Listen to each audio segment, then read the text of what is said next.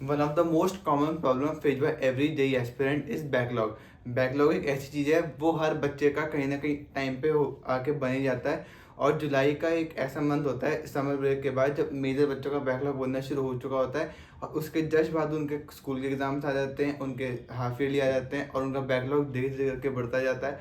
और जैसे ही उनके फाइनल बोर्ड आने वाले होते हैं पास में, उनके जेई के अटेम्प्ट आने वाले होते हैं, जहाँ पे उनको टेस्ट देनी चाहिए, वहाँ पे वो बैठ कर अपना बैकलॉग पूरा कर रहे होते हैं। जिसकी वजह से कहने कि उनकी आगे जाके जेई की परफॉर्मेंस पे ज़्यादा इम्पैक्ट पड़ता है। तो अगर आपका बैकलॉग बन चुका है, इस वीडियो के अंदर मैं शेयर करूँगा कुछ ऐसी टिप्स जो कि मैंने अपने जेई के टाइम पे यूज़ करी थी अपना बैकलॉग क्लियर करने के लिए। तो अगर आपका बैकलॉग बन गया तो वीडियो को एंड तक देखना। Let's get started. Hello everyone, I am Smit Singh Sodhi and on this channel I upload video related to growth, motivation, mindset. और आने वाले टाइम में अपलोड करूंगा व्लॉग्स भी। तो अगर आप चाहते हो उनमें से किसी भी टॉपिक की वीडियो देखना तो सब्सक्राइब करना है चैनल को। तो पहले आते हैं बैकलॉग होता क्या है। देखो, अगर आप एक जी एस्पिरेंट हो तो आपको पता होगा कि बैकलॉग के टर्म क्या है।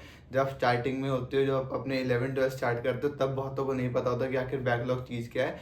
जब मैंने 11th में आया था, मुझे भी नहीं पता था कि बैकलॉग आखिर क्या होता है। बट जैसे जैसे मैं अपनी जर्नी कंटिन्यू करता गया, आगे 11th में और बड़ा सिलेबस मेरा पाइल अप होता गया, तो मुझे समझ आया कि अच्छा बैकलॉग होता क्या है। और जब 12th में आया तो और ज़्यादा समझ आया कि अच्छा इतना बैकलॉग भी होता है किसी का। मुझे तो लगता था कभी कभार कि सबसे ज़्यादा बैकलॉग लगता है मेरा ही होगा, मेरे से ज़्यादा बैकलॉग तो किसी का शायद ही हो। पर जब मैंने और देखा, अपने आस पास पता गया, तो फिर मुझे रियलाइज़ हुआ कि अरे बहुतों का तो बैकलॉग मेरे से भी ज़्यादा है, मेरा तो बैकलॉग फिर भी बहुत ज़्यादा कम है। तो ये एक बहुत कॉमन चीज़ है जो कि जेई एस्पिरेंट्स या कोई भी कॉम्पिटिटिव एग्जाम अगर आप दे रहे हो तो वहाँ के एस्पिरेंट्स फेस करते हैं। और इससे बहुत ज़्यादा बच्चे परेशान हो जाते हैं और डीमोटिवेट हो जाते हैं। ऐसा बात नहीं है, मैं जब जेई के टाइम पे अपनी तैयारी कर रहा था, मैं भी डीमोटिवेट होता था। मुझे लगता था कि अरे इतना सारा पहाड़ है सिलेबस का, वो कैसे कंप्लीट होगा और उसको मैं शायद कर पाऊंगा कि नहीं कर पाऊंगा। उससे हम बहुत ज़्यादा परेशान हो जाते हैं और कहीं ना कहीं अपना जो हमें करंट में काम करना होता है उस पर भी हम अपना इफेक्ट डाल देते हैं। मेरे साथ भी ये होता था कि मैं परेशान हो जाता था उससे कि मेरा इतना सारा सिलेबस पेंडिंग है, उसकी वजह से मैं जो अपना आज का प्रेजेंट डे का सिलेबस होता था वो भी अच्छे से कंप्लीट नहीं कर पाता था। तो फिर मैंने कुछ स्टेप्स फॉलो करे, जिससे मेरा बैकलॉग धीरे धीरे होकर कम होना शुरू हुआ। और आपको भी मैं सजेस्ट करूँगा कि आप ये टिप्स यूज़ कर सकते हो अगर आपका बैकलॉग बन गया है तो। और इन टिप्स को यूज़ करके आप अपना बैकलॉग कहीं ना कहीं कम कर सकते हो। तो शुरुआत करने से सबसे पहली टिप के ऊपर की आइडेंटिफाई करो कि आपका आखिर एक्चुअल में सिलेबस बचा कितना है। क्योंकि जब आप आइडेंटिफाई कर लोगे उसके बाद आप नेक्स्ट स्टेप पे बढ़ पाओगे। अगर आपको पता ही नहीं होगा आपका पीछे का कितना सिलेबस बचा है, तो आपको पता ही नहीं होगा आगे आपको करना कैसे और आपको उसको मैनेज कैसे करना है। जैसे आप आइडेंटिफाई कर लोगे आपका पाथ आसान हो जाएगा, क्योंकि आपको पता होगा कि हाँ मुझे इस टाइम ड्यूरेशन में ये काम करना है। और ये भी आइडेंटिफाई करोगे आपको कितने टाइम में उस टास्क को पूरा करना है। जब आपको पता होगा कि पर ये काम है, तो आप आसानी से बता पाओगे कि मुझे इस टास्क को करने में, इस सिलेबस को करने में मुझे इतना टाइम लगने वाला है। सेकेंड चीज़ इज डिवाइड करो। जैसे ही आपको पता लग जाए कि आपका क्या क्या टास्क पेंडिंग है, आपको डिवाइड करना है। बहुत सारे बच्चे क्या गलती करते हैं कि वो एक साथ ले लेते हैं कि मुझे ये करना है और मुझे इतने दिन में करना है। वो बहुत ही इल्यूजनल और एक ड्रीमी वो बना लेते हैं अपने गोल्स कि ये तो मैं 1 महीने में पूरा कर लूँगा या ये तो मैं 15 दिन में पूरा कर लूँगा। उनको लगता है कि हाँ जैसे कि मुझे पूरा टाइम बैकलॉग पे पूरा करने में देना है, जिसके चक्कर में वो अपना प्रेजेंट डे का सिलेबस भी बिगाड़ देते हैं। तो आपको ये गलती नहीं करनी, आपको उसको डिवाइड करना है छोटे छोटे चंक्स में, जिससे कि आपका बैकलॉग पूरा हो पाए। जैसे ही आप कुछ छोटे पार्ट में डिवाइड करोगे और उन पर कंटिन्यूसली काम करना शुरू करोगे, आप अपने आप देखोगे कि आपका बैकलॉग धीरे धीरे करके कम होना शुरू हो जाएगा। और जैसे जैसे आपका बैकलॉग कम होना शुरू होगा, आपको अपने आप मेंटली रिलीफ मिलना शुरू हो जाएगा। क्योंकि अभी मैं समझ पा रहा हूँ कि आपकी क्या माइंड की स्टेट होगी, क्योंकि मैं भी उस स्टेट से निकल के आ चुका हूँ। बहुत ज़्यादा प्रेशर फील होता है, बहुत ज़्यादा टेंशन होती है कि यार इतना सारा सिलेबस है, कंप्लीट कैसे होगा। मुझे भी होती थी, पर जैसे जैसे मैंने ट्राई किया उतने सिलेबस को पूरा करना, वैसे वैसे करके मेरा बैकलॉग कम होता गया। और आप यूज़ करोगे इन टिप्स को तो आपका बैकलॉग भी धीरे धीरे करके कम होता जाएगा। अब जैसे ही आपने अपना जो पार्ट है जो आपका बचा हुआ उसको आइडेंटिफाई कर लिया कि मेरा ये बैकलॉग है, मुझे इसको पूरा करना है, तो आपको उसको डेली टास्क में कन्वर्ट करना है। कि मुझे आपको डिवाइड करना है कि आपको डेली डेली छोटे छोटे टॉपिक करके उनको पूरा करना है। अगर आप ट्राई करोगे कि पूरा एक दिन में बैकलॉग पूरा कर दूँ, वो नहीं होने वाला और उसके चक्कर में आपका बैकलॉग और बढ़ता जाएगा। इस बात की देखो कहीं ना कहीं बहुत ज़्यादा हाई चांसेस हैं।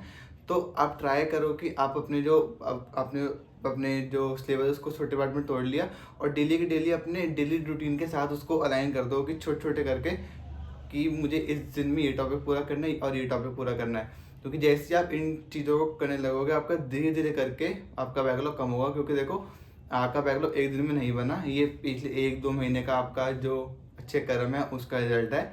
तो ये सबको मिलता है, जब अपनी कॉम्पिटिटिव एग्जाम की जब कोई भी प्रिपरेशन करता है उसके अंदर मुझे भी मिला था।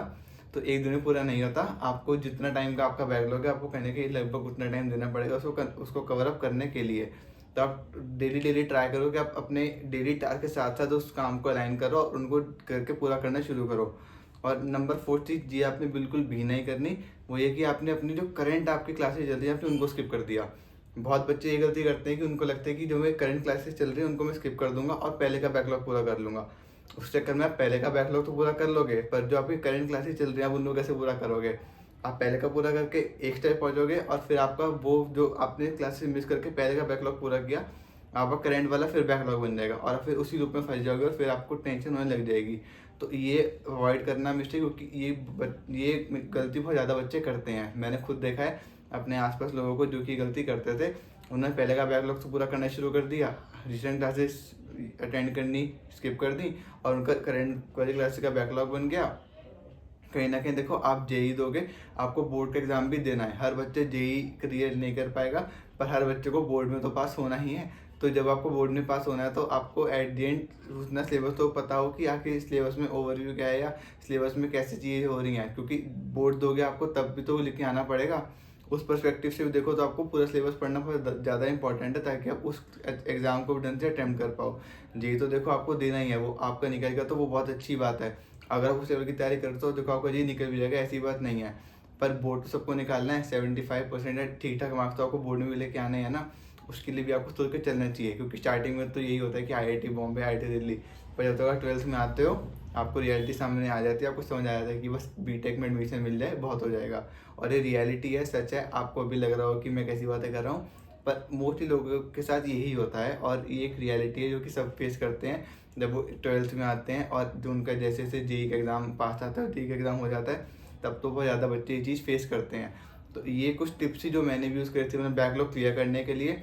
अगर आपको इसमें से कोई भी टिप अच्छी लगी हो या इससे कोई एक्स्ट्रा टिप हो जो कि आप फॉलो करते हो अपना बैकलॉग क्लियर करने के लिए, या जिससे आपका बैकलॉग क्लियर हुआ हो, वो कमेंट करके ज़रूर बता देना। किसी भी और टॉपिक पे आपको वीडियो चाहिए हो तो वो भी कमेंट करके ज़रूर बता देना।